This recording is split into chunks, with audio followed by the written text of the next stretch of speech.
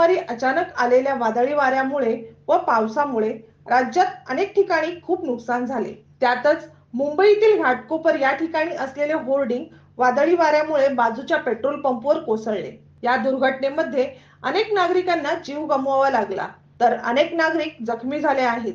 या पार्श्वभूमीवर राष्ट्रवादी अजित पवार गटाचे जिल्हा अध्यक्ष नामदेव भगत यांनी बुधवारी पत्रकार परिषद आयोजित केली होती। या परिषदेत नामदेव भगत यांनी सांगितले की गेल्या 1 वर्षभरापासून त्यांनी पत्र व्यवहारामार्फत नवी मुंबई महानगरपालिकेकडे मागणी केली होती की अधिकृत व अनधिकृत होर्डिंगची चौकशी करावी आणि जे अनधिकृत होर्डिंग असतील त्यावर कारवाई करावी। तसेच तत्कालीन आयुक्तांनी त्यावर शेराही मारला होता।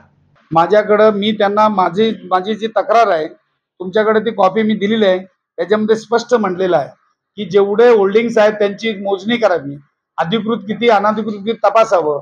आणि या ठिकाणी मला तर वाटतं की जे एक कॉन्ट्रॅक्ट दिलेला आहे तो कॉन्ट्रॅक्टरनी काही पैसे भरतोय, तिथं पण गडबड आहे। एका बाजूचे पैसे भरतो, एक 2 बाजूला लावले जातात।